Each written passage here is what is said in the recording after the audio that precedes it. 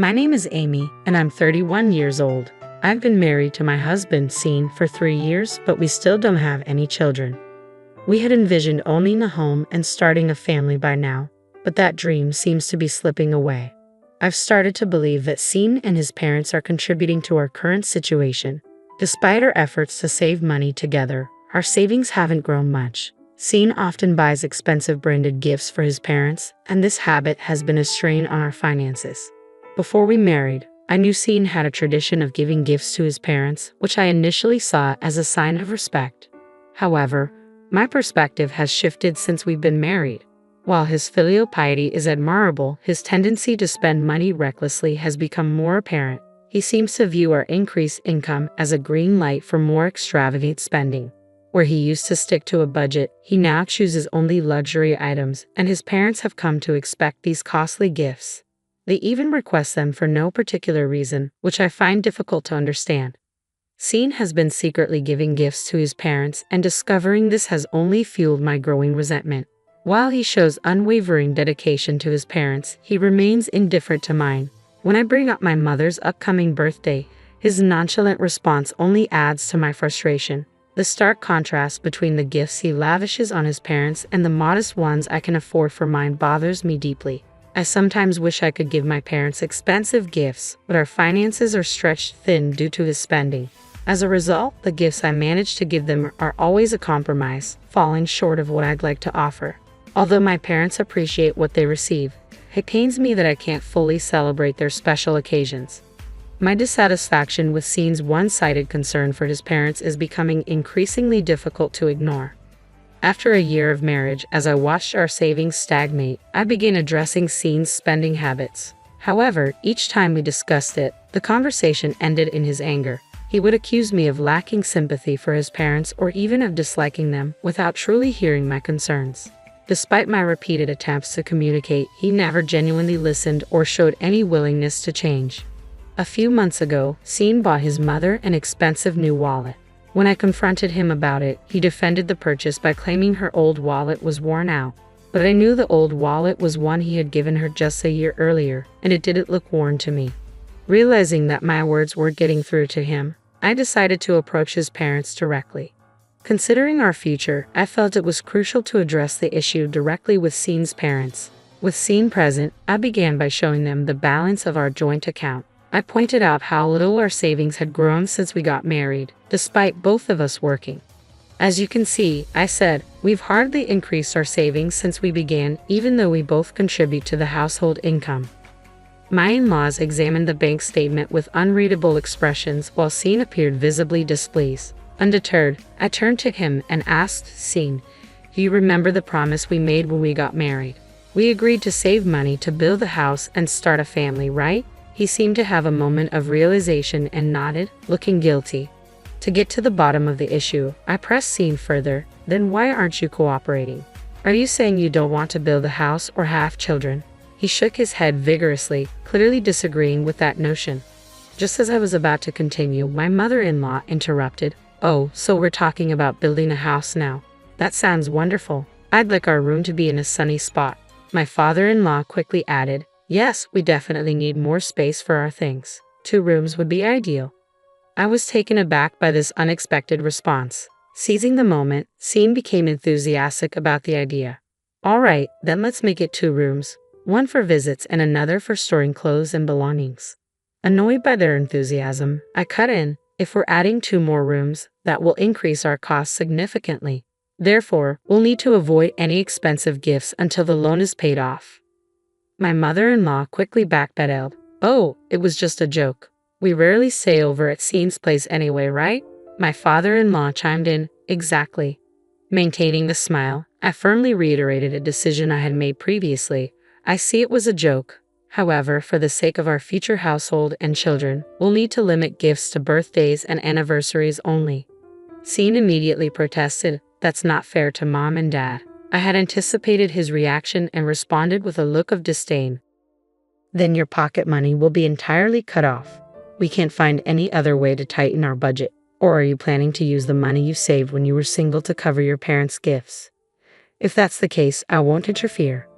Scene fell silent, his face sour. I let out a soft sigh, and with a bright smile directed at my in-laws who were searching for a response, said, "I appreciate your understanding, as saving requires the effort of the entire family." They responded with reluctant nods, their faces still grim. It was clear that none of them, including Scene, were fully convinced, but I firmly closed the conversation, leaving no room for further discussion.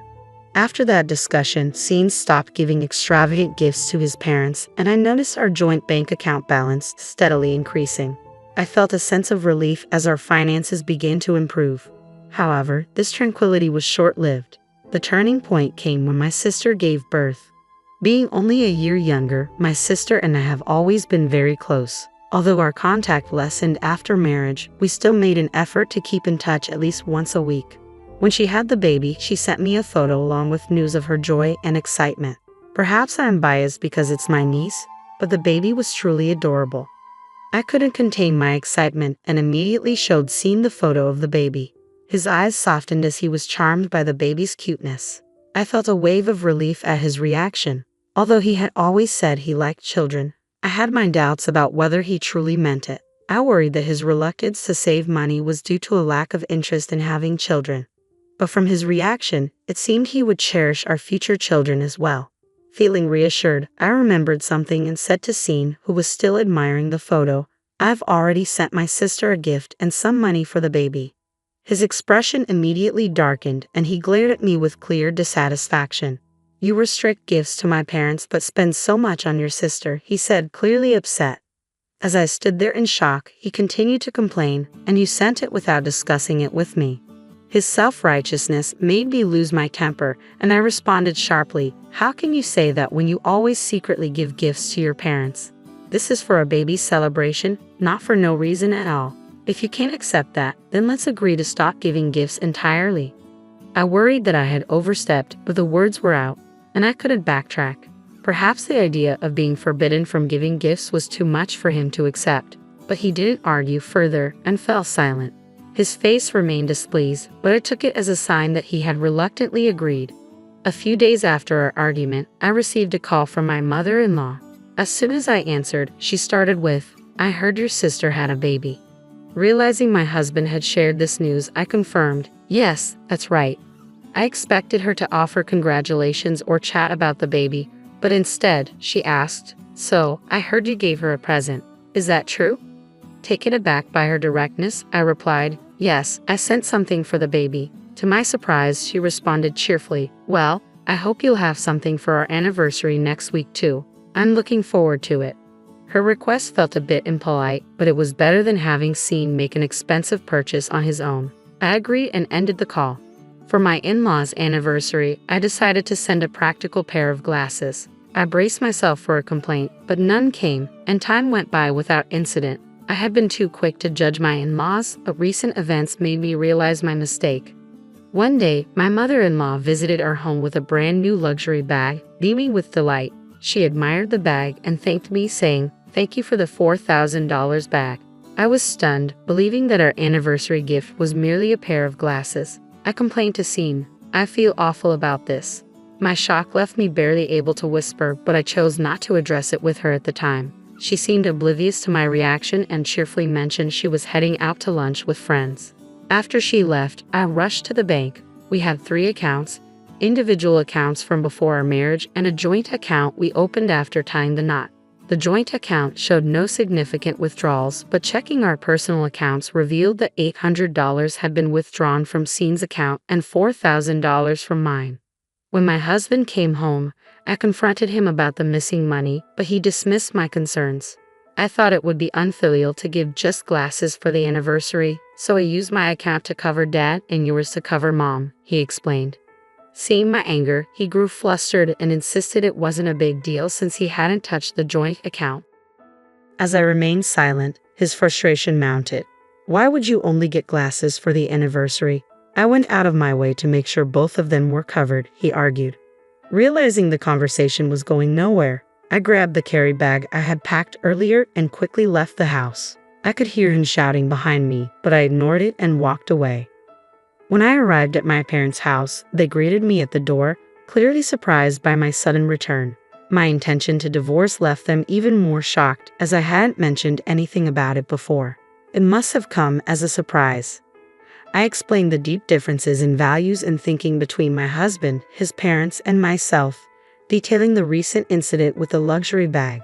I shared how my fear of my assets being misused led me to decide on divorce. My parents listened, understood, and supported my decision.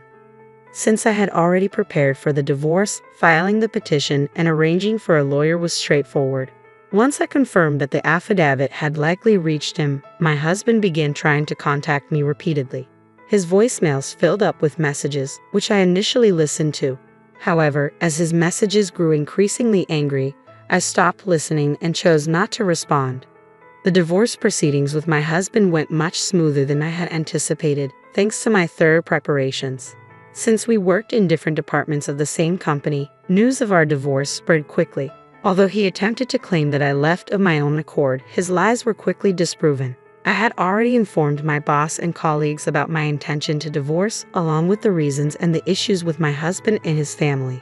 Despite any false information he might have spread, my boss and colleagues, who knew the real story, promptly refuted it. My husband only made things worse for himself by propagating falsehoods. He faced cold stares from colleagues and was pressured by his boss to resolve the matter quickly. Given his naturally timid nature, it seemed he couldn't handle the pressure. Under increasing pressure, he agreed to the divorce. Unable to handle the hostile environment at work, he resigned and moved back in with his parents. However, things didn't improve there. Rumors about him and his parents had spread beyond the office, reaching our relatives as well, thanks to a family member who worked at the company. The reception was icy. Returning to his parents' home only further damaged his reputation. The neighborhood viewed him as someone who had been abandoned by his wife, and his parents, known for flaunting their luxury and looking down on others, only worsened the situation. Although the exact source of the leaks was unclear, the rumors circulated quickly. Facing disapproval and cold stares from those around them, my ex-husband and his parents lost their former arrogance and became notably subdued. Their once beloved collection of luxury goods came to an end when my ex-husband lost his income, forcing them to sell off their possessions. A relative who used to work with us informed me that the relationship between my ex-husband and his parents had become frosty, filled with mutual blame. I felt indifferent to this news. They had become irrelevant to me after our separation. I've been living stress-free and enjoying each day. The steady increase in my bank account, now that I'm no longer burdened with saving, brings me great joy. My enthusiasm for work has returned. Previously, my earnings were drained by gifts for my in-laws, which was disheartening. But that's no longer an issue. I've also been able to give my parents the gifts I truly wanted to, something I couldn't afford before. They initially said that what they had received was enough, but once I explained it was for my personal satisfaction, they happily accepted. Seeing their reaction lifted the guilt I had felt. As for love, I plan to take a break, but if the opportunity for remarriage arises, I hope to apply the lessons I've learned from these experiences.